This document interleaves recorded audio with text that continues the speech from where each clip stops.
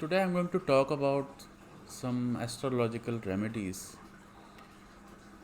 We have seen that when certain planets are there in certain houses in your chart, then certain remedies are mentioned.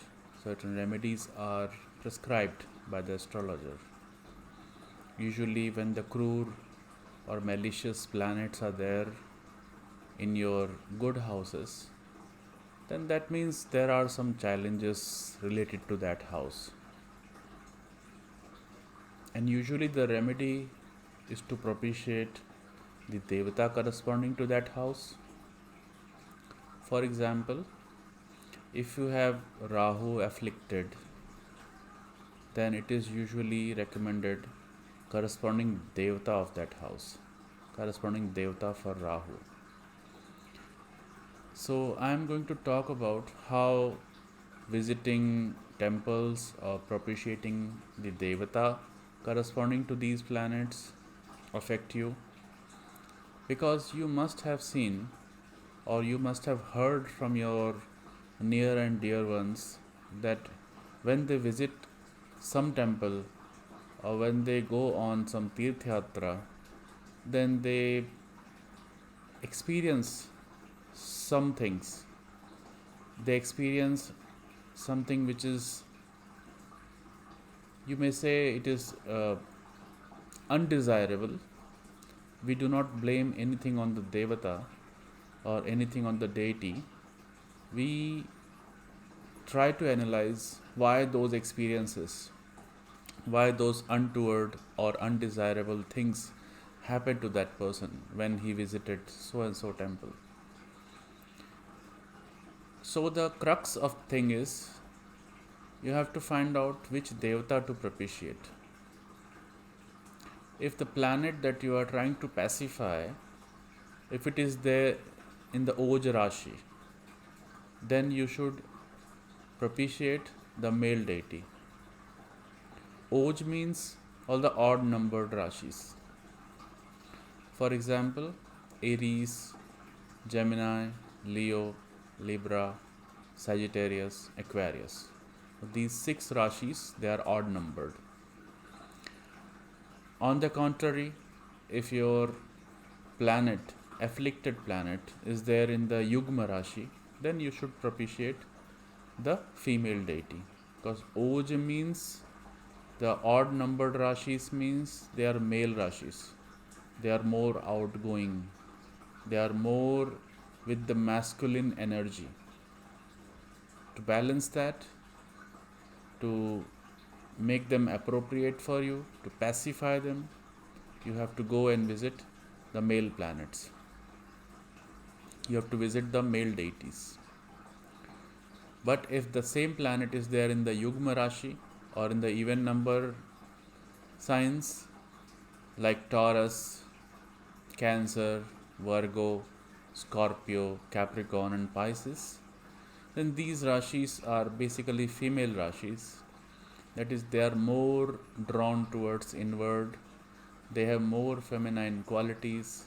So to pacify the planets over there, we have to visit the female deities, the Devis.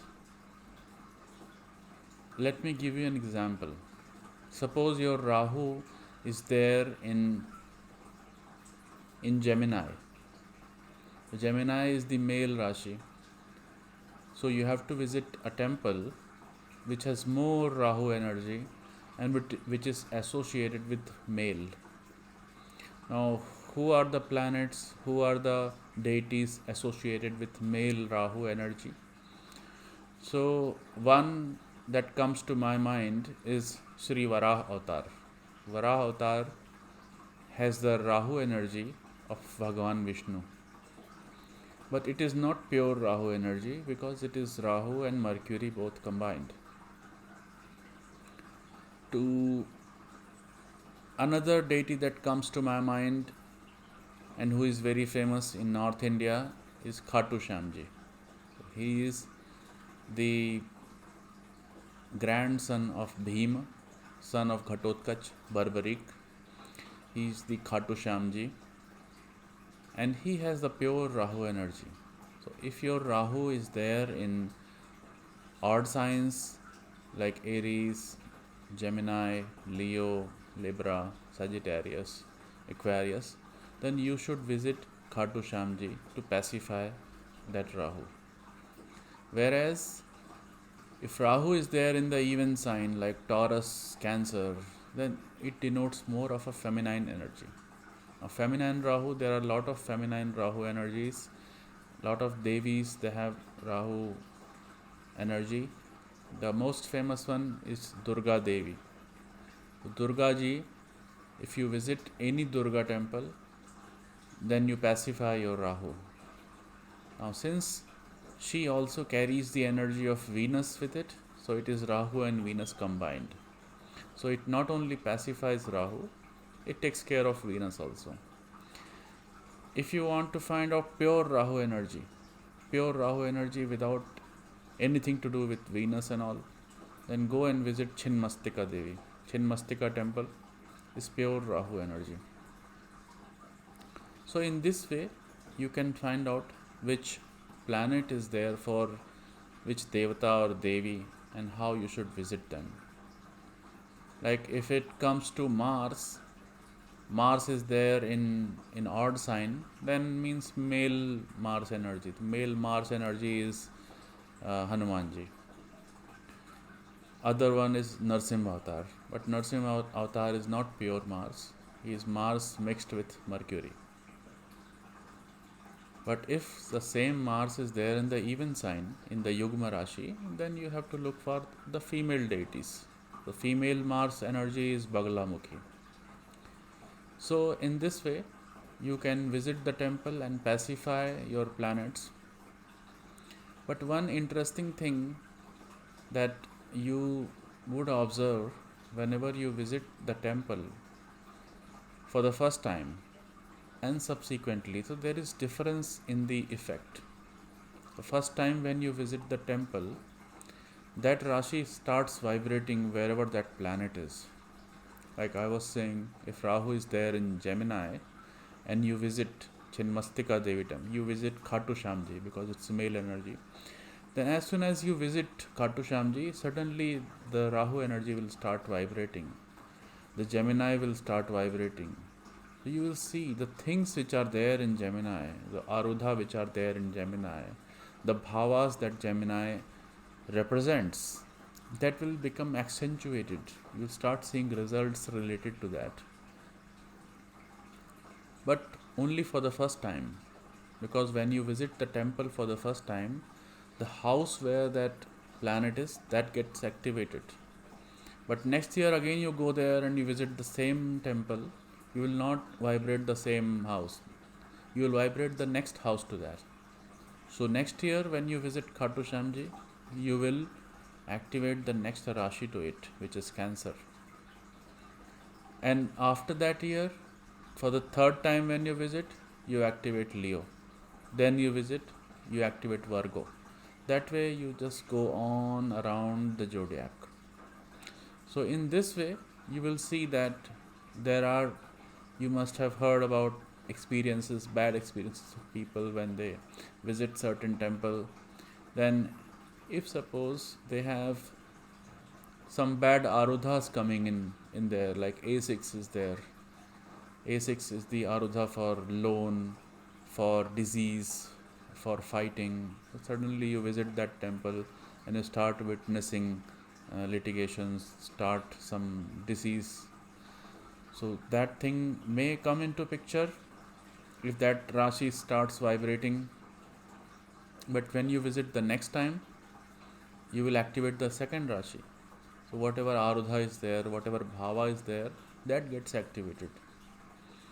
For example, if your Gemini is the 9th house, it has A4 in it. A4 stands for the vehicles, the house, and such material things that actually gets activated when Gemini is there, when it is there in Gemini. So if you visit Khatu Shamji, for such a person who has Rahu in Gemini, if you visit Khatu Shamji, then A4 gets activated. So A4 gets activated, that means what? And A4 is with Rahu. So he may incur some problem in reaching that place, because Rahu will try to obstruct visiting to the temple. And since A4 is there, so it will result in the loss of comfort. So there could be minor accidents also, or AC may not be working in your car or in your bus, however you are visiting. The place where you will stay, that may not be comfortable. Suddenly the light will cut off, and you will feel uncomfortable at the night. So those kind of things can happen. But next year when you visit, the 10th house is activated, because now the Cancer is activated. So 10th means your workplace, profession, your fame, name. So that kind of result you can expect. Similarly, think about Vaishno Devi. So Vaishno Devi is the Rahu and Venus energy. So when you visit Vaishno Devi for the first time, these two houses will be activated. Wherever Rahu is there and wherever Venus is there, those two will start activating. But next time when you visit, you will activate the second house to both of these houses. So likewise, you can judge the result of various visits of your temples.